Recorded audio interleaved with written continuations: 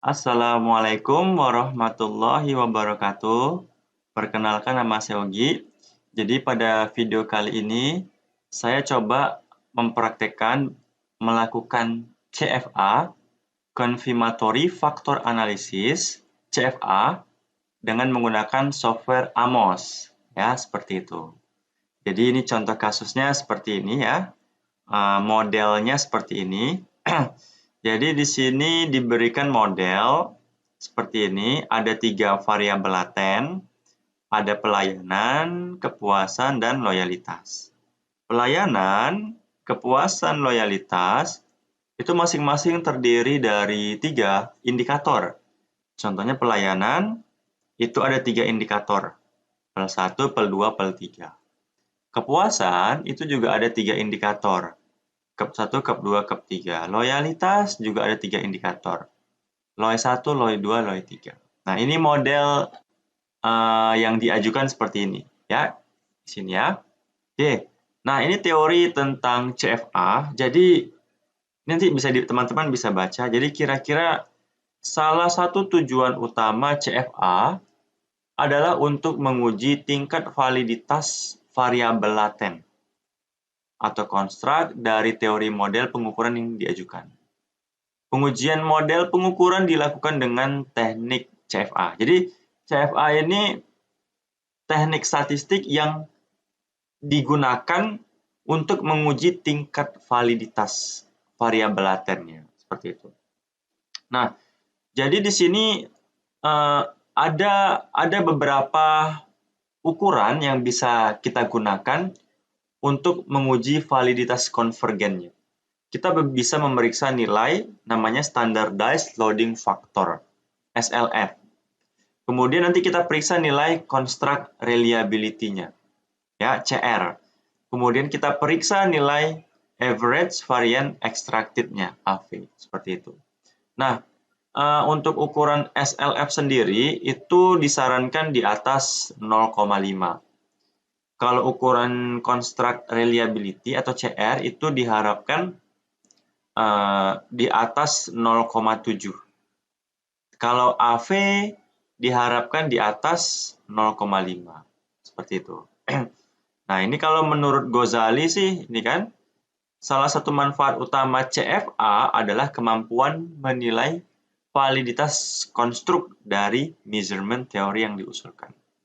Jadi, validitas konstruk mengukur sampai seberapa jauh ukuran indikator mampu mencerminkan konstruk laten teoritisnya, dan seterusnya. Nah, sekarang kira-kira seperti ini gambar modelnya di AMOS, sudah saya gambar ya. Nah, ini jadi datanya ini sudah disediakan ya. Di sini saya ada masukkan datanya kalau nggak salah. Mana ya? Nah, ini dia datanya. Jadi datanya itu terdiri dari 100 responden ya. Datanya terdiri dari 100 responden. Kemudian di sini ada pelayanan 3 indikator, kepuasan ada 3 indikator, dan loyalitas itu ada 3 indikator. Seperti itu ya. Nah, jadi di sini data yang ada pada tabel 11, kemudian saya pindahkan ke dalam SPSS. Ini dia. Kemudian dari SPSS kita gambarlah modelnya seperti ini. Kemudian kita import data yang ada di SPSS tadi, ya, kita import. Ini kemudian, nah ini datanya sudah berhasil, data yang di SPSS tadi sudah berhasil dibaca di AMOS. Nah, sekarang tinggal kita eksekusi, analyze, kemudian calculate estimate. Maka hasilnya akan muncul. Di sini kita bisa melihat hasilnya. Kemudian kita pilih view text output, maka hasilnya akan muncul. Hasil CFA berdasarkan software AMOS. Ya. Jadi tadi kan kita sudah caranya ya pilih analyze, calculate estimate.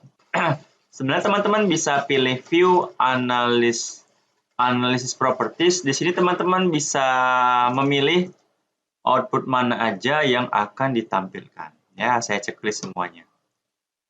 Analyze, calculate estimate, kemudian view, pilih text output.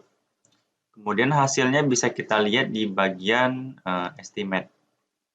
Nah, yang pertama akan kita lihat adalah ini dia namanya Standardized Loading Factor atau SLF ya.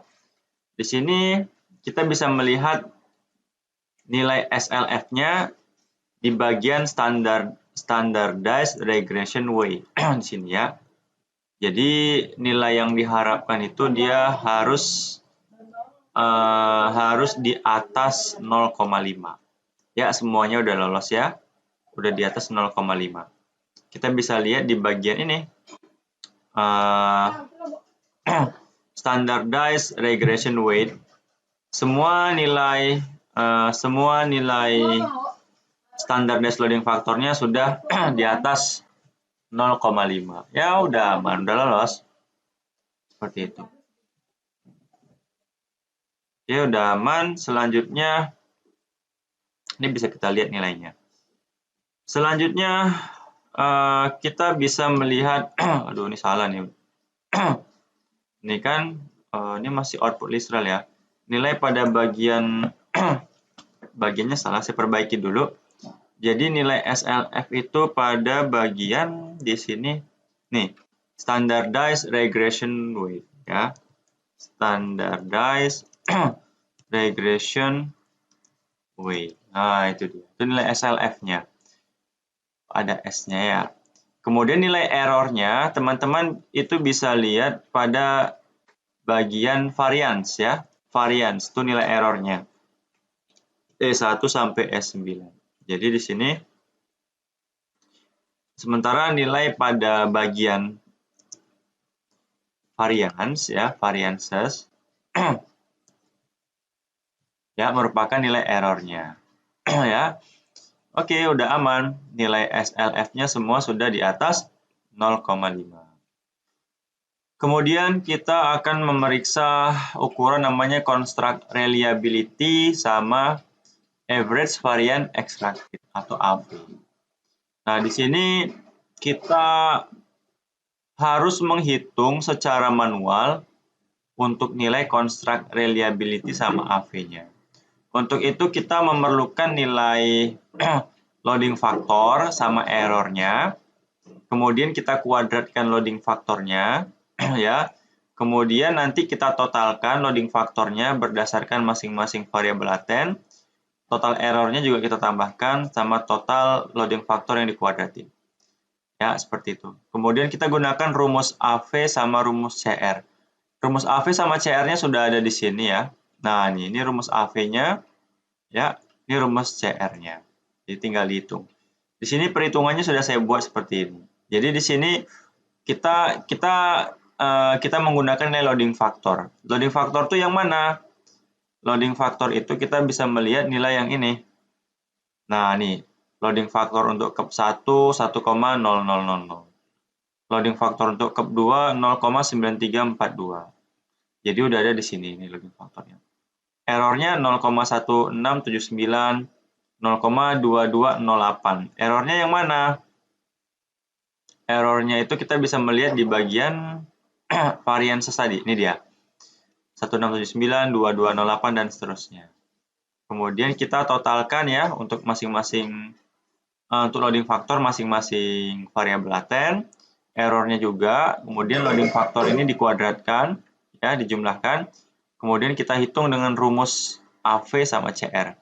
Sehingga kita perolehlah nilai construct reliability sama AV-nya ya. Ini dia. Nah, untuk nilai AV-nya sendiri dia harus di atas 0,5, udah lolos. Untuk construct reliability-nya sudah di atas 0,7. Berarti udah lolos ya, seperti itu. Terakhir kita melakukan pengujian model secara keseluruhan ya. Di sini kita menggunakan beberapa indikator ya. Ada p-value. P-value nilainya harus di atas 0,05.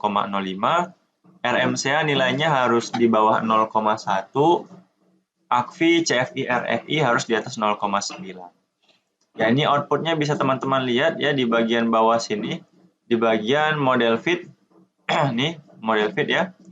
Cuman lebih enak udah buat di gambarnya aja, udah ada nih di sini. P-value-nya 0,804 udah ada ya.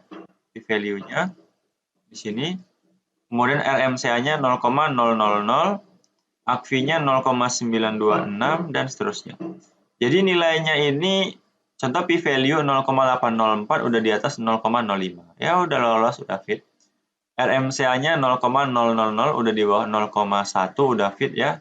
ACFI, CFI, EV-nya sudah di atas 0,9 ya udah lolos. Jadi dari hasil pengujian CFA-nya ya, kita bisa melihat dari validitas konvergennya, SLF-nya, construct reliability-nya, sama AP-nya udah lolos. Dan dari hasil pengujian kecocokan modelnya juga, modelnya secara keseluruhan sudah fit mencocokkan data. Oke teman-teman, demikian videonya. Semoga bermanfaat. Assalamualaikum warahmatullahi wabarakatuh.